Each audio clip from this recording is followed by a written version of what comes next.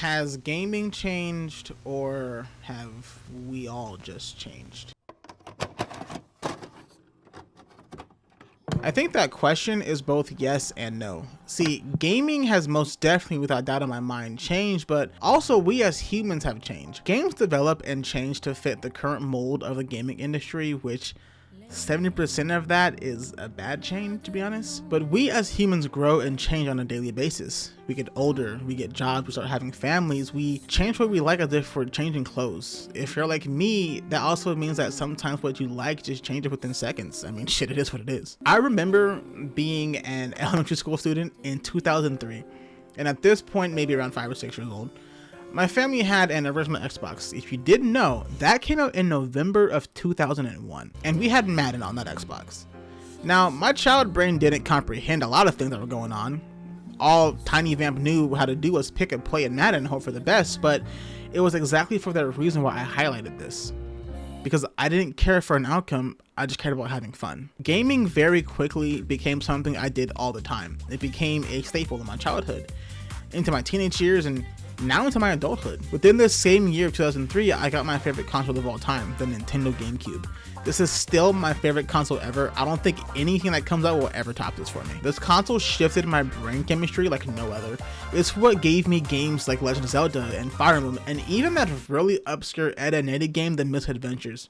Game was fucking peak, by the way. The GameCube is what gave me my passion for gaming. That console alone is what solidified gaming as something that I would love as my favorite thing in the world until my last breath. My dad has these pictures that I won't put up for privacy reasons, of course, but it was me in my toddler years playing around with some absolute gems of some consoles, the Sega Genesis and the Dreamcast. Later on in my childhood life, I did go back and revisit these consoles, and the Dreamcast became my second favorite console ever. The Dreamcast came out in November of 1998, by the way. The Dreamcast has a game that I was always hold dear to my heart, and that's Ready to Rumble. Let's get ready to rumble! Let's get ready to rumble!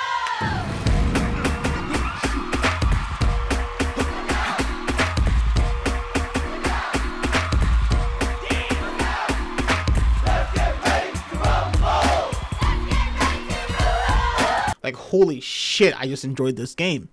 But that just reminds me, where did all this fun and enjoyment and just simple passion go? November 2nd of 2005 is when the Xbox 360 came out. This isn't the exact time when things went south for me, but it's definitely the biggest shift for me personally.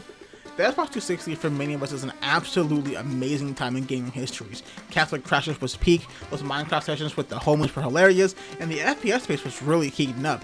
Call of Duty was putting out bangers, Battlefield was putting out bangers, games like Fable and Dishonored, Thief, Bioshock, Skyrim, and I could go on and on and on.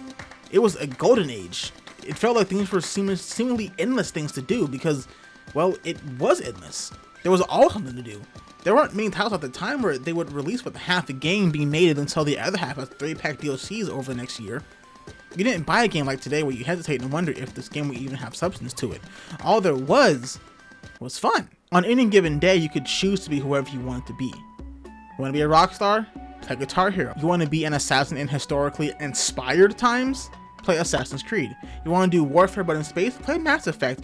Or do you want to be some silly little knight with some of your friends? Catholic Crashers. Yeah, that's the one. One prolific game at that time. Some call it one of the best COD games ever. Black Ops 2.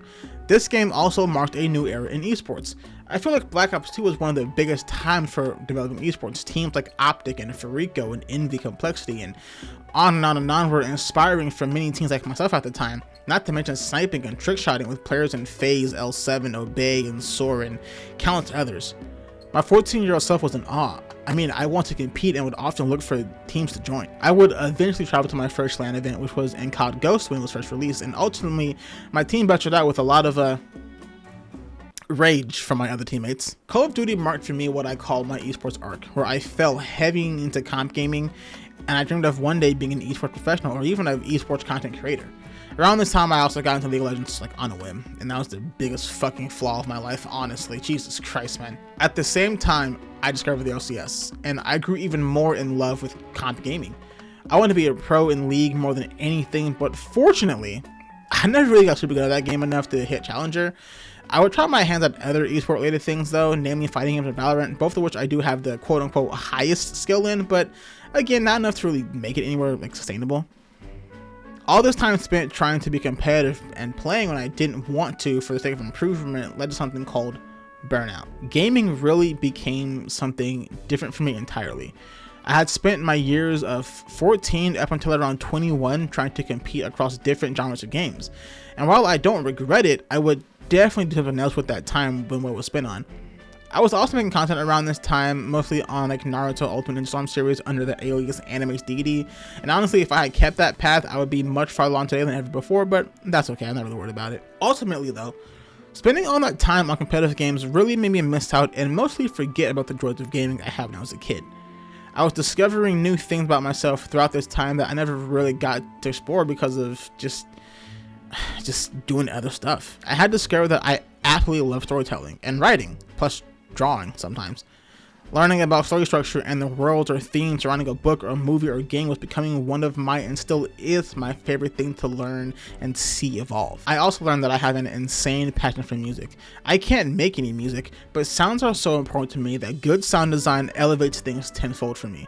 All of this accumulates to me missing so many gems of games that I just didn't play fully until way later down the line.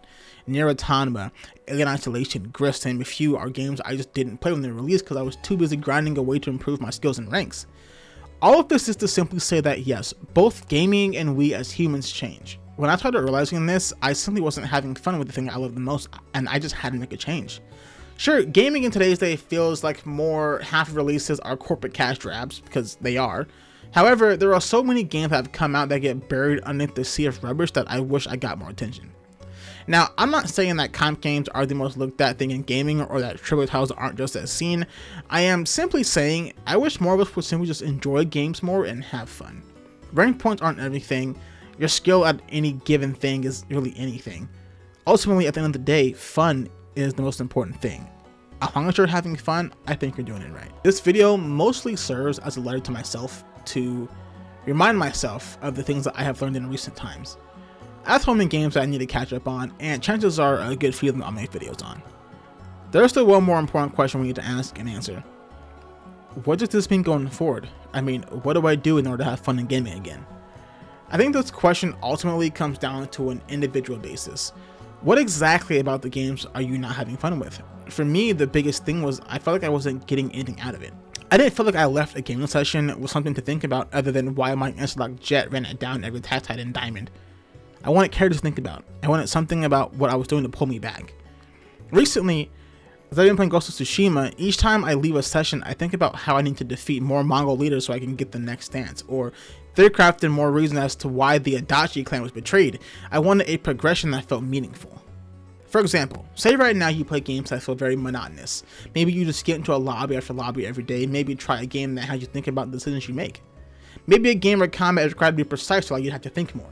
Or maybe you want to try your hand at doing runs in a game. Try Hades or Hollow Knight. Find what might be the most interesting thing to you outside your comfort zone, and honestly, go for it and see how it feels for you. But most importantly, see if it's fun.